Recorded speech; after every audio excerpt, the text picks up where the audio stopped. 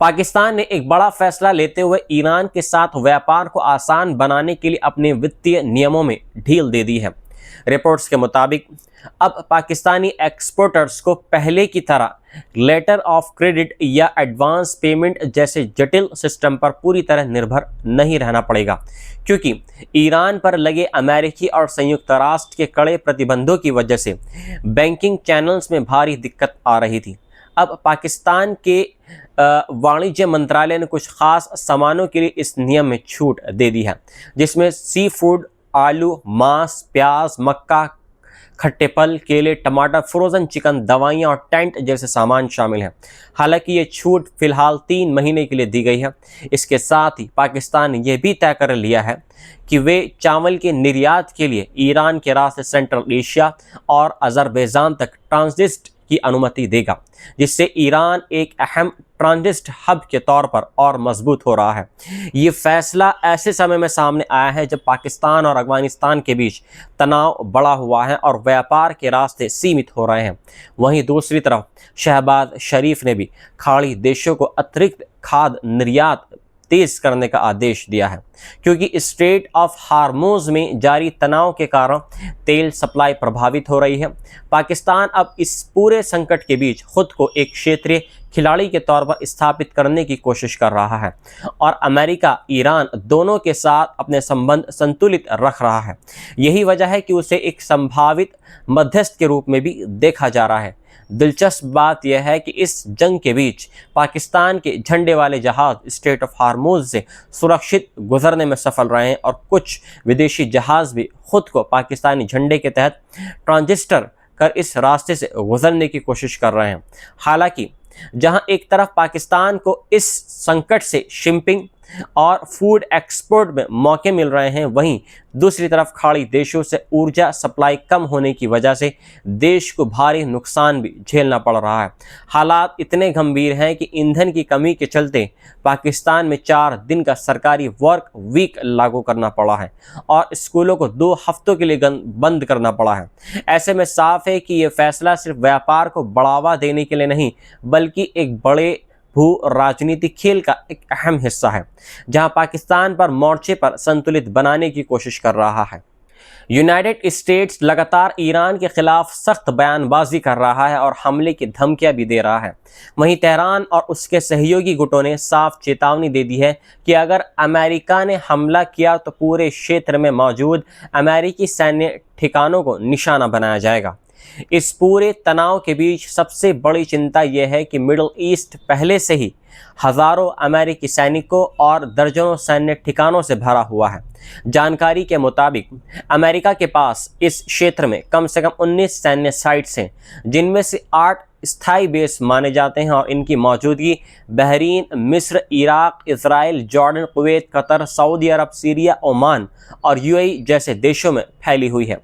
Bahrain में अमेरिकी नौसेना का 5th फ्लीट तैनात है, जो पूरे खाड़ी क्षेत्र, रेड सी और अरब सागर की निगरानी करता है। वहीं AI अल उबैदा एयरबेस जो कतर में स्थित है, वे अमेरिका का सबसे बड़ा बेस है, जहां करीब 10,000 सैनिक मौजूद हैं और यही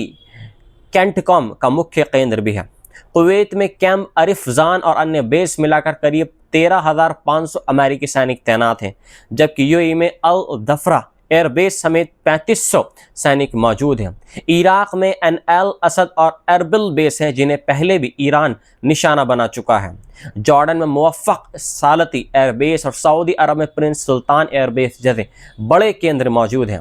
जहां मिसाइल डिफेंस सिस्टम तैनात हैं। कुल मिलाकर इस पूरे क्षेत्र में करीब 40,000 अमेरिकी सैनिक मौजूद हैं, जो इस समय पर संभावित टकराव के केंद्र में आ सकते हैं। नाजरीन, इस वक्त मिडिल ईस्ट से एक बड़ी और बेहद अहम खबर सामने आ रही है, जहां हूतीज़ ने एक बार फिर से इजराइल को सीधे निशाना बनाया है और ईरान के साथ जारी जंग के बीच हालात और ज़्यादा खतरनाक होते नजर आ रहे हैं। जानकारी के मुताबिक यमन के हूतियों ने शनिवार को बैलिस्टिक मिसाइलों की बौछार करते हुए इजराइल के साउथ इलाकों में मौजूद संवेदनशील सैन्य ठिकानों को टारगेट किया है। हूतीज़ नेता के प्रवक्ता याह्या सरी ने एक वीडियो बयान जारी कर कहा है कि ये उनका पहला बड़ा सैन्य ऑपरेशन है जिसमें कई बैलिस्टिक मिसाइलों का इस्तेमाल किया गया है। और इसका मकसद इजराइल के अहम सैन्य ठिकानों को निशाना बनाना था। वहीं दूसरी तरफ इजरायली सेना ने भी इस हमले की पुष्टि करते हुए कहा है कि यमन से दागी गई मिसाइल को उनकी एयर डिफेंस सिस्टम ने ट्रैक कर लिया था और इसे इंटरसेप्ट करने की कार्रवाई तुरंत शुरू कर दी गई थी। हालांकि राहत की बात यह रही कि इस हमले में किसी तरह के नुकसान या हताहत होने की खबर सामने नहीं आई है, लेकिन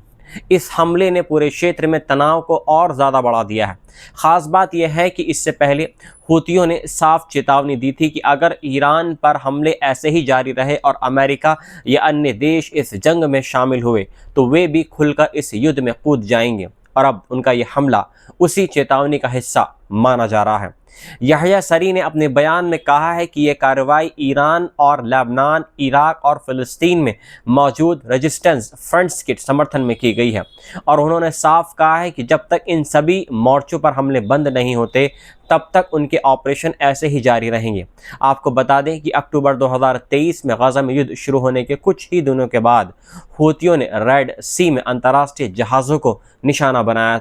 शुरू कर दिया था और इसे फ़िलिस्तीन के समर्थन में उठाया गया कदम बताया था। पिछले 18 महीनों में हूतियों ने 250 से ज़्यादा सैन्य और व्यापारिक जहाज़ों पर हमले किए हैं। इसके चलते वैश्विक व्यापार पूरी तरीके से प्रभावित हुआ है। यूरोप से एशिया जाने वाले जहाज़ अब रेड सी और सुएज़ नहर के रास्ते की बजाय अफ्रीका के कैप ऑफ गुड होप के लंबे और महंगे रास्ते का इस्तेमाल कर रहे हैं, जिसकी वजह से खाड़ी अदन में समुद्री ट्रैफिक 2 साल में करीब 70% तक गिर चुका है।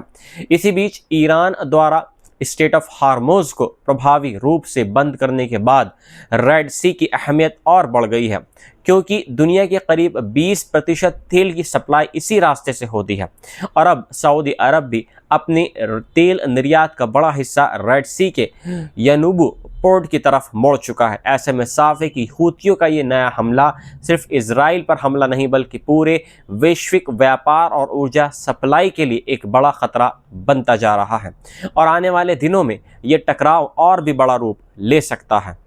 ईरान ने सीधे तौर पर यूनाइटेड अरब अमीरात्स पर गंभीर आरोप लगाए हैं और कहा है कि यूएई अमेरिका और इजराइल की जंग में सक्रिय भूमिका निभा रहा है और अगर ज़मीनी हमला हुआ है तो अमीराती सरकारी संपत्तियों पर बड़े पैमाने पर हमले किए जा सकते हैं। 1 महीने से जारी इस जंग के बीच वैश्विक बाजार पहले ही हिल चुके हैं और अब हालात और ज़्यादा बिगड़ते नज़र आ रहे हैं। रिपोर्ट्स के मुताबिक डोनाल्ड ट्रंप इस बात पर विचार कर रहे हैं कि क्या स्टेट ऑफ हार्मोज के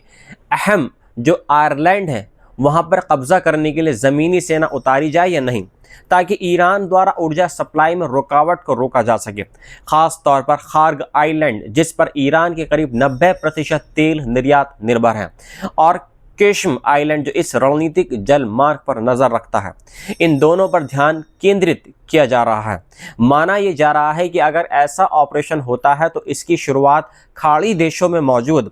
अमेरिकी सैन्य अड्डों से हो सकती है, जिन पर पहले ही ईरान जवाबी हमले कर चुका है। ईरान के सुरक्षा अधिकारियों का दावा है कि तेहरान अब ये मान चुका है कि यूएई सिर्फ अमेरिकी ठिकानों की मेज़बानी ही नहीं कर रहा, बल्कि उसने अपने एयरबेस और जो सुविधाएं थीं वे भी हमलों के लिए उपलब्ध कराई हैं। यहाँ तक कि आरोप ये भी है कि यूएई में मौजूद एडवांस एआई सिस्टम का इस्तेमाल डेटा कलेक्शन और टारगेटिंग के लिए किया गया है, जिससे ईरानी ठिकानों और अधिकारियों की जानकारी जुटाई गई है। वहीं एक और बड़ा दावा ये भी किया गया है कि कुछ फॉल्स फ्लैग ऑपरेशन भी किए गए हैं, जिनमें हमलों को ईरान का दिखाने की कोशिश की गई है। अब तेहरान ने साफ संकेत दे दिए हैं कि अब वे अपनी अब तक की संयम की नीति ख़त्म कर सकता है जो उसने कंट्रोल की हुई थी, और अगर किसी भी देश की ज़मीन से ईरान पर ज़मीनी हमला हुआ है तो उसे सीधा दुश्मन माना जाएगा और फिर हमले सिर्फ सैन्य ठिकानों तक सीमित नहीं रहेंगे,